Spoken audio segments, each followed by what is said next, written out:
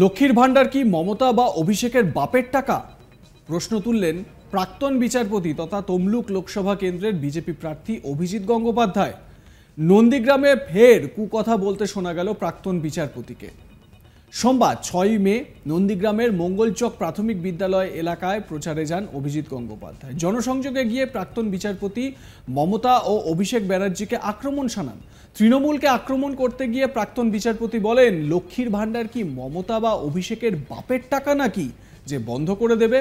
নন্দীগ্রামে পথসভায় বেশ ক্ষিপ্ত দেখায় তমলুকের বিজেপি প্রার্থীকে। প্রাক্তন বিচারপতির এহেন মন্তব্যে আবারও সমালোচনার ঝড় উঠল রাজনৈতিক মহলে।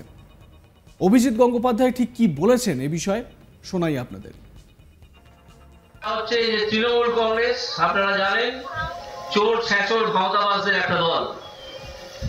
তাদের এখন তারা চাকরি চুরি করেছে, খাদ্য চুরি করেছে, সব চুরি করেছে, সন্দেশখালী করেছে। আপনারা জানেন সন্দেশখালীতে কি পরিমাণ অত্যাচার, মহিলাদের শ্লীলতাহানি, তাদেরকে যা যা করা যায় সব করেছে শাহজাহান বলে একটি লোক। এবং মমতা ব্যানার্জি সেই শাহজাহানকে এখনো পর্যন্ত সমর্থন করছেন। আপনারা জানেন তো সন্দেশখালীর ঘটনা, আপনারা জানেন তো। এইবার তাদের কিছু প্রচার করার নেই, বলার নেই, মানুষের সামনে কিছু বলার মুখ নেই, তাও তারা বলতে আসছে একটা কথা খুব গুরুত্বপূর্ণ জেনে রাখুন। তারা বলছে যে মমতা ব্যানার্জি যদি না যেতে পারে, মমতার দল যদি হেরে যায়, তাহলে লক্ষ্মীর ভান্ডার নাকি বন্ধ হয়ে যাবে। এটা আপনারা জেনে রাখুন, সর্বৈব মিথ্যে কথা।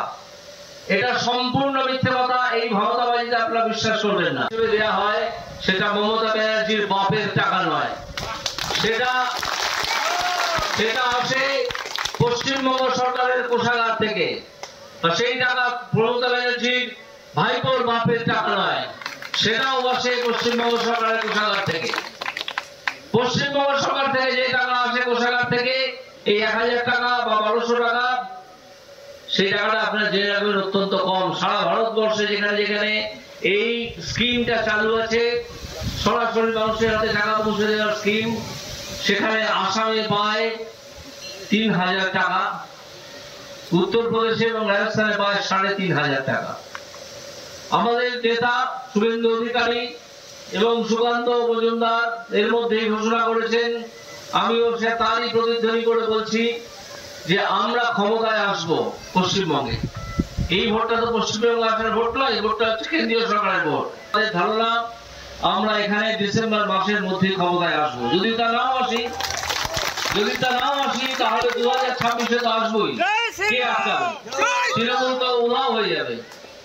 আমরা এলে এইখানে চালু করব অন্নপূর্ণার ভান্ডার। সেখান থেকে প্রতিটা মহিলা যারা এই টাকা পান, যারা ভবিষ্যতে পাবেন, তাদের জন্য 3000 টাকা ন্যূনতম দেওয়া হবে।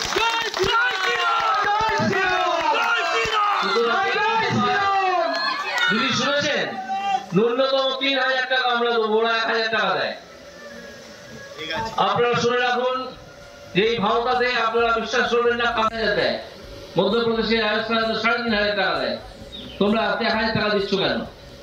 1000 টাকা দিচ্ছে, তার কারণ হচ্ছে পশ্চিমবঙ্গ সরকারের কোষাগারে টাকা আসার আগেই সেটা খরচ হয়ে যায়।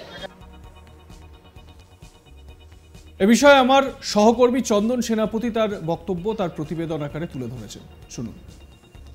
মুখ্যমন্ত্রী মমতা বন্দ্যোপাধ্যায় এবং অভিষেক ব্যানার্জিকে কার্যত আবারও কটাক্ষ করে রাজনৈতিক বিতর্কে জড়ালেন প্রাক্তন বিচারপতি তথা তমলুক লোকসভা কেন্দ্রের বিজেপি প্রার্থী অভিজিৎ গাঙ্গুলি। দেখা যায় যে আজ সকাল থেকেই কিন্তু নন্দীগ্রাম বিধানসভার একাধিক জায়গা জুড়ে তিনি তার নির্বাচনী যে প্রচার, সেই প্রচার পর্ব চালাচ্ছিলেন এবং সেখানেই একটি জনসভা থেকে জনগণের উদ্দেশ্যে তিনি লক্ষ্মীর ভান্ডার প্রকল্প, অর্থাৎ পশ্চিমবঙ্গ সরকারের যে লক্ষ্মীর ভান্ডার প্রকল্প, সেই প্রকল্পের সুবিধা বন্ধ করে দেওয়া নিয়ে একটি বিরূপ মন্তব্য করে ফেলেন মুখ্যমন্ত্রী মমতা বন্দ্যোপাধ্যায় এবং অভিষেক ব্যানার্জি সম্পর্কে। অভিজিৎ গাঙ্গুলি তিনি যেটা প্রকাশ্য জনসভা থেকে বলছেন বা তার নির্বাচনী প্রচার সভা থেকে অভিজিৎ গাঙ্গুলি যেটা বলছেন যে যে সমস্ত মায়েরা যারা ভাবছেন যে লক্ষ্মীর ভান্ডার প্রকল্প বন্ধ হয়ে যাবে তৃণমূল সরকার চলে গেলে, এটা কিন্তু সম্পূর্ণ একটা ভাওতাবাজি। অভিষেক ব্যানার্জি এবং মমতা বন্দ্যোপাধ্যায়ের নাম উল্লেখ করে কার্যত অভিজিৎ গাঙ্গুলি যেটা বলেন যে লক্ষ্মীর ভান্ডারের টাকা পশ্চিমবঙ্গ সরকারের টাকা, পশ্চিমবঙ্গ কোষাগারে সঞ্চিত টাকা, এই টাকা মুখ্যমন্ত্রী মমতা বন্দ্যোপাধ্যায়ের বাপের টাকা নয়, বা এই টাকা অভিষেক ব্যানার্জির বাপের টাকা নয়। এইভাবেই কিন্তু রাজনৈতিক জনসভা থেকে মুখ্যমন্ত্রী মমতা বন্দ্যোপাধ্যায় এবং অভিষেক ব্যানার্জির বাপ তুলে কথা বলে কিন্তু আবারও রাজনৈতিক বিতর্কে জড়ালেন তমলুক লোকসভা কেন্দ্রের বিজেপি প্রার্থী অভিজিৎ গাঙ্গুলি। কার্যত দেখা যায় যে আজ সকালে নন্দীগ্রামের একাধিক জায়গায় তিনি তার নির্বাচনী প্রচার পর্ব সারছিলেন এবং সেই সভাতে আগত একাধিক জনসভার উদ্দেশ্যে তিনি লক্ষ্মীর ভান্ডার প্রকল্প সম্পর্কে বলতে গিয়েই কার্যত এই কথা বলে ফেলেন। তিনি যেটা বলছেন যে পশ্চিমবঙ্গে লক্ষ্মীর ভান্ডার প্রকল্পের যে টাকা দেওয়া হয় সেটা কার্যত জনগণের টাকা, সরকারি ট্যাক্সের টাকা, সরকারি কোষাগারে যে টাকা সঞ্চিত হয় সেই টাকা থেকেই পশ্চিমবঙ্গ সরকার লক্ষ্মীর ভান্ডার প্রকল্পের টাকা দেয়। এবং কার্যত শুধু পশ্চিমবঙ্গ নয়, অন্যান্য রাজ্যের প্রসঙ্গ তুলে ধরে অভিজিৎ গঙ্গোপাধ্যায় বলেন যে অন্যান্য রাজ্যে এই প্রকল্পে ৩,০০০ টাকা করে দেওয়া হয়, সেখানে পশ্চিমবঙ্গে কেন ১,০০০ টাকা করে দেওয়া হবে। এবং এরই প্রসঙ্গ তুলে অভিজিৎ গঙ্গোপাধ্যায় বলেন যে কারণ এখানে অর্থাৎ পশ্চিমবঙ্গে লক্ষ্মীর ভান্ডার প্রকল্পে ১,০০০ টাকার প্রধান উদ্দেশ্য হচ্ছে পশ্চিমবঙ্গ সরকারের যে কোষাগার, সেই কোষাগারে যথেষ্ট অর্থ নেই, সেই কারণেই তারা ১,০০০ টাকা করে দেয়, যেখানে অন্যান্য রাজ্য তারা এই যে প্রকল্প, এই প্রকল্পের ক্ষেত্রে ৩,০০০ টাকা করে প্রদান করেন, সেখানে পশ্চিমবঙ্গ সরকার কেন ১,০০০ টাকা করে মায়েদেরকে দেবেন।